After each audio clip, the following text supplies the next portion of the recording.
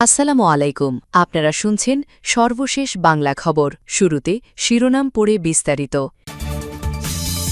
শেখ হাসিনা কাদের সহ ৪০ জনের বিরুদ্ধে চার্জশিট, ১২৭ জনকে অব্যাহতির সুপারিশ। মাটির নিচ থেকে ভেসে আসছে অদ্ভুত শব্দ। সরকারের মতো জনপ্রশাসনের কোনো পদও চিরস্থায়ী নয়, প্রধানমন্ত্রী। আরও জানিয়ে দিব, ক্ষমতার বাহানায় বিএনপি সরকার সংস্কার করতে চায় না, আখতার হোসেন। আওয়ামী লীগেই থাকতে চাই, পোল্টি দেওয়ার অভ্যাস নেই আমার, সাকিব। সর্বশেষ থাকছে, ফজরের নামাজে সেজদারত মুসল্লিকে হত্যা। এতক্ষণ শুনছেন সংবাদ শিরোনাম, এখন বিস্তারিত। তবে তার আগে অনুরোধ থাকবে, ভিডিওটিতে একটি লাইক দিন এবং ভিডিও সম্পর্কে আপনাদের গুরুত্বপূর্ণ মতামত কমেন্ট করে জানিয়ে দিন। শেখ হাসিনা কাদের সহ ৪০ জনের বিরুদ্ধে চার্জশিট, ১২৭ জনকে অব্যাহতির সুপারিশ।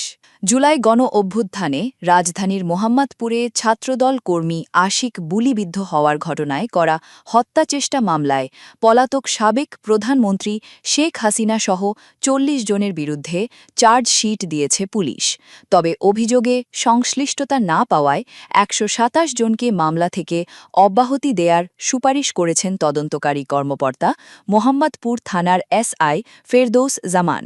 শেখ হাসিনা ছাড়াও চার্জশিটভুক্ত আসামিদের মধ্যে উল্লেখযোগ্যরা হলেন আওয়ামী লীগের সাধারণ সম্পাদক ওবায়দুল কাদের, সাবেক স্বরাষ্ট্রমন্ত্রী আসাদুজ্জামান খান কামাল, সাবেক মন্ত্রী জাহাঙ্গীর কবির নানক, সাবেক সংসদ সদস্য সাদেক খান। জুলাই গণ অভ্যুত্থান চলাকালীন ২০২৪ সালের ১৯ জুলাই মোহাম্মদপুর বাসস্ট্যান্ড এলাকায় গুলিতে আহত হওয়ার ঘটনায় ছাত্রদল কর্মী শেখ মোহাম্মদ আশিক বাদী হয়ে মোহাম্মদপুর থানায় এ মামলা করেন। মামলায় শেখ হাসিনা সহ ১২৯ জনের নাম উল্লেখ ছাড়াও অজ্ঞাতনামা আরও ১৫০ জনকে আসামি করা হয়েছিল। মামলার অভিযোগপত্রে বলা হয়েছে, শেখ হাসিনা, ওবায়দুল কাদের, আসাদুজ্জামান খান কামাল, জাহাঙ্গীর কবির নানক সহ অন্যদের ষড়যন্ত্র ও পূর্ব নির্দেশনা অনুযায়ী অভিযুক্তভুক্ত অপর আসামিরা পরস্পর অপরাধমূলক ষড়যন্ত্র করে সারা দেশে ছাত্র জনতার যৌক্তিক আন্দোলনকে সহিংসভাবে থামানোর লক্ষ্যে সচেষ্ট ছিল। মাটির নিচ থেকে ভেসে আসছে অদ্ভুত শব্দ। প্রতিদিনের মতো সকালে গরু নিয়ে নিজ জমিতে ঘাস খাওয়াতে গিয়েছিলেন প্রান্তিক কৃষক, কিন্তু চিরচেনা জায়গায় হঠাৎই শুনতে পান এক আজব শব্দ। একটু কাছে যেতেই বুঝতে পারেন মাটির নিচ থেকেই ভেসে আসছে বিকট আওয়াজ, যা আগে কখনো এখানে শোনেননি তিনি। খানিকটা ধীর হয়ে বসেও কোনো কিছুই আন্দাজ করতে পারছিলেন না। পরে বাড়িতে ফিরে সবার সঙ্গে বিষয়টি শেয়ার করেন তিনি। আজব এমন খবর শুনে বেলা বাড়তেই মাঠের শব্দ শুনতে জড়ো হন উৎসুক জনতা। আর উপজেলা প্রশাসন বলছে, জনতার প্রত্যাশানুযায়ী সার্ভের বিষয়ে ঊর্ধ্বতন কর্তৃপক্ষকে অবহিত করা হবে। পটুয়াখালীর কলাপাড়া উপজেলার বালিয়াতলী ইউপির বড়পাড়া গ্রামের আশোক আলী মৃধা বৃহস্পতিবার ৩০ এপ্রিল সকাল ৭টার দিকে নিজ জমিতে গরু চড়াতে গিয়েছিলেন, কিন্তু সকালে নিজের দু কানকে বিশ্বাস করতে পারছিলেন না। কয়েক দশক ধরে চিরচেনা স্থানেই আজ মাটির তলদেশ থেকে ভেসে আসা শব্দে কিংকর্তব্য বিমূঢ় তিনি। তাই অন্যদের ডেকে দেখালেন কি এমন রয়েছে মাটির নিচে তার চাষের জমিতে। এখানেই শেষ নয়, এরপরে কোদাল দিয়ে পরীক্ষা করতেই শব্দের তীব্রতা বেড়ে যায় আরও কয়েক গুণ, আর মাঠের আশপাশ থেকেও বের হতে থাকে বুদবুদ লাগাতার একই রকম শব্দ। তাই এখন স্থানীয়দের মাঝে সন্দেহের দানা বেঁধেছে, কি আছে মাটির তলদেশে, খনিজ সম্পদ নাকি প্রাকৃতিক গ্যাসের খনির উপস্থিতি। এ নিয়েই সবার মনেই এখন একই কৌতূহল, নাকি মাটির নিচ ভেঙে পড়বে এমনই অজানা আতঙ্কে ভুগছেন বড়পাড়া গ্রামের বাসিন্দারা। এমনকি আতঙ্কিত হয়ে পুলিশের জরুরি সেবা নম্বরেও কল করেন গ্রামবাসীরা। শুক্রবার ১ মে বিকেলে সরেজমিনে গিয়ে দেখা যায়, একটি মাঠের মধ্যে ভিড় করে আছেন প্রায় অর্ধশতাধিক মানুষ। কেউ কোদাল হাতে মাটি খুঁড়ছেন, আবার কেউ খোঁড়া গর্ত থেকে পানি বা মাটি শুকছেন। সবারই কৌতূহল, কি আছে মাটির নিচে। জমির মালিক আশোক আলী কালবেলাকে বলেন, বৃহস্পতিবার সকালে এখানে এসে প্রথমে ভয় পেয়েছি, পরে লোকজন ডেকে এনেও অবস্থার পরিবর্তন হয়নি। প্রথমে ভয় পেলেও তার সন্দেহ মাটির নিচে প্রাকৃতিক গ্যাসের খনি রয়েছে। স্থানীয় আব্দুর রশিদ মৃধা কালবেলাকে বলেন, খবর পেয়ে মাঠে এসে কোদাল দিয়ে মাটি কেটে ভেতরে কি আছে দেখার চেষ্টা করছিলাম, কিন্তু মাটি কাটার সময় নিচ থেকে আরও জোরে বিকট শব্দ বের হতেই আমরা সবাই ভয় পেয়ে যাই, কিন্তু দুদিন পর পানি জমে এখানে শব্দ বন্ধ হয়ে আবার আরেক জায়গায় শব্দ শুরু হয়েছে। স্থানীয় সচেতন নাগরিক নওয়াব আলী কালবেলাকে বলেন, গত দুদিন ধরে এখানে আজব শব্দের কারণে অনেক মানুষ আতঙ্কিত, তাই আমি পুলিশের জরুরি সেবা নম্বরে ফোন দেই। তিনি বলেন, মাটির নিচে এমন শব্দ কোনো স্বাভাবিক বিষয় নয়, তাই সরকারিভাবে পরীক্ষা করে দেখার অনুরোধ জানান তিনি। একই দাবি উপস্থিত প্রায় শতাধিক মানুষের। তবে এ বিষয়ে জানতে চাইলে পটুয়াখালী গভর্নমেন্ট কলেজের মৃত্তিকা বিভাগের প্রভাষক আলামিন গাজী কালবেলাকে বলেন, সাধারণত টপ সয়েলের কাছে প্রাকৃতিক গ্যাস থাকার সম্ভাবনা খুবই কম। এটা মিথেন গ্যাসের উপস্থিতিও হতে পারে, তবে গ্যাস থাকা অসম্ভবের কিছু নয়। পাশেই ভোলাতে গ্যাসের সন্ধান পাওয়া গেছে, তাই পরীক্ষা নিরীক্ষা করে দেখা উচিত যে এখানে জীবাশ্ম জ্বালানির উপস্থিতি রয়েছে কিনা। কলাপাড়া উপজেলা নির্বাহী কর্মকর্তা ভারপ্রাপ্ত ইয়াসিন সাদিক কালবেলাকে বলেন, ওখানকার মানুষের যে চাওয়া সে অনুযায়ী কর্তৃপক্ষকে বিষয়টি অবহিত করা হবে। যদি প্রাকৃতিক জীবাশ্ম জ্বালানির কোনো অস্তিত্ব আছে কিনা এ বিষয়ে মানুষের প্রত্যাশানুযায়ী অধিকতর সার্ভে হতে পারে। উপজেলা প্রশাসনের পক্ষ থেকে জেলায় অবহিত করা হবে। পটুয়াখালী, মাটি, ভেসে আসছে অদ্ভুত শব্দ। সরকারের মতো জনপ্রশাসনের কোনো পদও চিরস্থায়ী নয়। প্রধানমন্ত্রী জনপ্রশাসনের কর্মকর্তাদের উদ্দেশ্যে প্রধানমন্ত্রী বলেন, একটি সরকার যেরকম চিরস্থায়ী নয়, জনপ্রশাসনের কোনো পদও কারোর জন্য চিরস্থায়ী নয়। প্রতিটি পদকেই গুরুত্বপূর্ণ এবং অনিবার্য ভাবুন। দেশের যে কোনো স্থানে যে কোনো সময়ে জনপ্রশাসনের যে কোনো পদের দায়িত্ব পালনের জন্য নিজেদেরকে মানসিকভাবে প্রস্তুত করে রাখুন। রোববার ৩ এপ্রিল রাজধানীর ওসমানী স্মৃতিমিলনে আয়োজিত ৪ দিনব্যাপী জেলা প্রশাসক সম্মেলনের উদ্বোধনী অনুষ্ঠানে যোগ দিয়ে তিনি এসব কথা বলেন। প্রধানমন্ত্রী তারেক রহমান বলেছেন, ১২ই ফেব্রুয়ারির নির্বাচনে জনগণের সামনে একটি বিষয় প্রমাণিত হয়েছে, সেখানে জনরায়ের প্রতিফলন ঘটেছে। জনপ্রশাসনের পক্ষে সুষ্ঠু নির্বাচন পরিচালনা করা সম্ভব। সঠিকভাবে কাজ করলে অবশ্যই জনগণের রায় প্রতিফলিত হয়। তিনি আরও বলেন, দেশের জনপ্রশাসনে পদোন্নতি কিংবা পোস্টিংয়ের জন্য যতগুলো প্রশাসনিক পদ রয়েছে, প্রতিটি পদই রাষ্ট্র এবং সরকারের জন্য গুরুত্বপূর্ণ। শুধুমাত্র পদোন্নতি কিংবা নিজেদের পছন্দের জায়গায় পোস্টিংয়ের জন্য পেশাদারিত্বের সঙ্গে আপোস করলে সংশ্লিষ্ট কর্মকর্তারা সাময়িকভাবে হয়তো লাভবান হতে পারেন, তবে সেটি সামগ্রিকভাবে জনপ্রশাসনের দক্ষতা এবং নিরপেক্ষতার উপরে একটা নেতিবাচক প্রভাব ফেলে। প্রধানমন্ত্রী বলেন, ফ্যাসিবাদী শাসনামলে ভ্রষ্টাচার, লুটপাট রাষ্ট্র এবং জনগণকে ঋণগ্রস্ত করে ফেলেছিল। ৩০ কোটি টাকার ঋণের বোঝা নিয়েই বর্তমান সরকার যাত্রা শুরু করেছে। স্বাভাবিকভাবেই জনগণ সরকারের প্রতিটি কাজের মাধ্যমে তাদের আকাঙ্ক্ষার একটি বাস্তব প্রতিফলন দেখতে চাইবে। বর্তমানে যুদ্ধ পরিস্থিতি সরকারের সামনে একটি চ্যালেঞ্জ উল্লেখ করে তিনি আরও বলেন, যুদ্ধ পরিস্থিতি থেকে এই মুহূর্তে পৃথিবীর কোনো দেশই রক্ষা পায়নি। সব দেশই কমবেশি এফেক্টেড হয়েছে, বাংলাদেশও হয়েছে। তবে জনগণের ভোগান্তি না বাড়িয়ে আমরা সকলে মিলে কিভাবে পরিস্থিতির মোকাবিলা করা যায়, সকলের সহযোগিতায় সেই চেষ্টা অব্যাহত রেখেছি।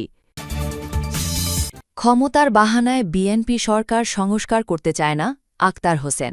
বিএনপি সংস্কার থেকে সরে দাঁড়াচ্ছে, তারা নিরঙ্কুশ ক্ষমতা ভোগ করতে চায় বলে অভিযোগ করেছেন জাতীয় নাগরিক পার্টির যুগ্ম সচিব ও সংসদ সদস্য আক্তার হোসেন। রোববার ৩ মে রাজধানীর কাকরাইলের ডিপ্লোমা ইঞ্জিনিয়ার্স ইনস্টিটিউটে এনসিপি আয়োজিত জাতীয় কনভেনশনে তিনি এসব কথা বলেন। আক্তার হোসেন বলেন, গণভোট হয়ে যাওয়ার পর বিএনপি কোন বিষয়ে রাজি বা কোন বিষয়ে নারাজ, রাজি, সেটা আর মুখ্য বিষয় হতে পারে না। বাস্তবতা হল, ক্ষমতার বাহানায় বিএনপি সরকার আর সংস্কার করতে চায় না। তারা ক্ষমতাকে নিরঙ্কুশভাবে উপভোগ করতে চায়, কিন্তু নির্বাচনের মধ্য দিয়ে নির্বাচিত প্রতিনিধিদের ওপরে যে দায়িত্ব অর্পিত হয়, সেটাকে ক্ষমতার দৃষ্টিতে দেখার যে মানসিকতা, সেখান থেকে তারা এখনও বের হয়ে আসতে পারেননি। তিনি জানান, ঐক্যমত্য কমিশনে আলোচনার সময় এনসিপি বারবার বলেছিল যে দেশের বর্তমান সাংবিধানিক সংকট থেকে উত্তরণের জন্য গণপরিষদের মাধ্যমে নতুন সংবিধান প্রণয়ন প্রয়োজন। প্রয়োজন, তবে বিএনপি সংসদের মাধ্যমেই সংবিধান সংশোধনের পক্ষে অবস্থান নেয়। তিনি বলেন, আলোচনা চলাকালীন সংবিধানের মৌলিক কাঠামোর সঙ্গে অসামঞ্জস্যের বিষয় সামনে এলে প্রশ্ন ওঠে শুধু সংশোধনের মাধ্যমে টেকসই সমাধান সম্ভব কিনা। এ অবস্থায় সংসদীয় সংশোধন ও গণপরিষদের নতুন সংবিধানের মাঝামাঝি একটি প্রস্তাবে দলগুলো একমত হয়, যা ছিল সংবিধান সংস্কার পরিষদ। আক্তার হোসেন আরও বলেন, নির্বাচনের আগে বিএনপি গণভোটে হ্যাঁর পক্ষে ছিল, কারণ তখন তারা জানত না বললে জনগণের সমর্থন হারাতে হবে। তবে নির্বাচন শেষে জনগণ নিষ্ক্রিয় হয়ে গেছে, এমনটি ভাবার কোনো সুযোগ নেই। জনগণ সবকিছু পর্যবেক্ষণ করছে এবং ভবিষ্যতে সরকার কতটা কার্যকর আইন প্রণয়ন করতে পারে সেটি তারা দেখবে।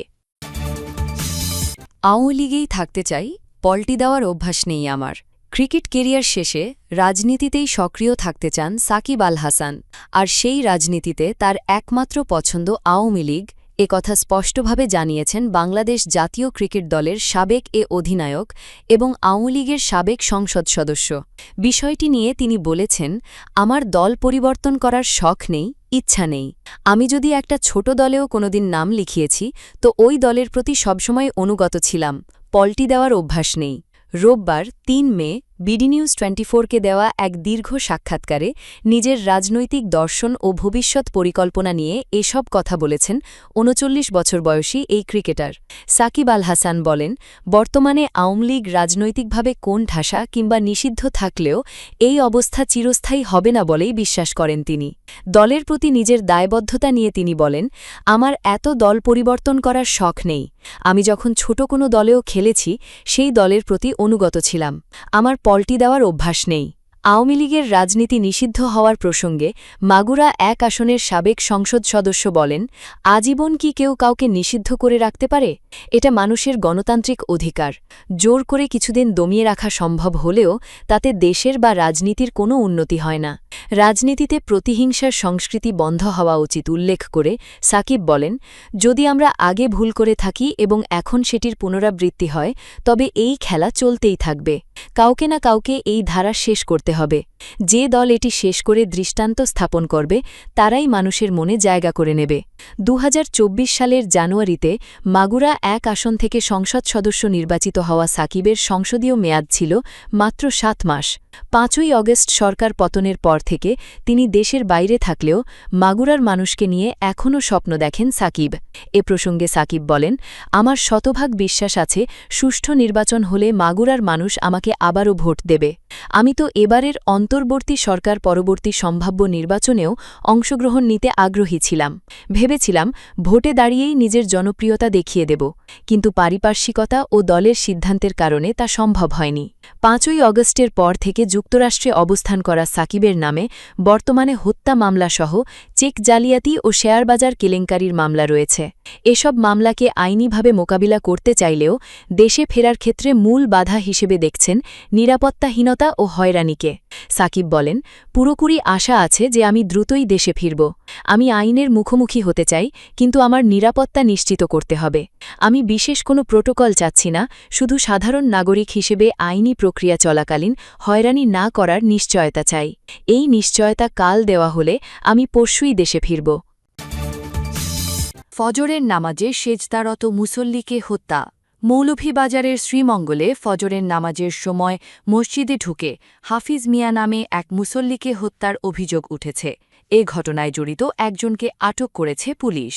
রোববার ৩ মে ২০২৩ উপজেলার ভুনবীর ইউনিয়নের ৭ নং ওয়ার্ডের কুমিল্লাপাড়া গ্রামের পূর্ব লইয়ারকুল ফুরকানিয়া জামে মসজিদে এ ঘটনা ঘটে। নিহত হাফিজ মিয়া ৭৮ বছর, লইয়ারকুল এলাকার বাসিন্দা। আটক জসিম মিয়া একই এলাকার বাসিন্দা। প্রত্যক্ষদর্শীরা জানান, ভোরে ফজরের নামাজ পড়তে মসজিদে যান হাফিজ মিয়া ৭৮ বছর। নামাজে সেজদারত অবস্থায় হঠাৎ পেছন থেকে জসিম তার উপর ঝাঁপিয়ে পড়ে। এরপর মসজিদের ভেতরেই কলম দিয়ে এলোপাথারি আঘাত করতে থাকে। ঘটনাস্থলেই প্রাণ হারান হাফিজ মিয়া। শ্রীমঙ্গল থানার ওসি শেখ জহিরুল মুন্না কাল বেলাকে বলেন, ঘটনার খবর পেয়ে পুলিশ ঘটনাস্থলে পৌঁছে একজনকে আটক করেছে। হত্যাকাণ্ডের প্রকৃত কারণ উদ্ঘাটনে তদন্ত চলছে।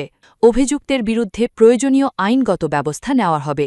মৌলভীবাজার, শ্রীমঙ্গল, মসজিদ, মুসল্লি, যুবক।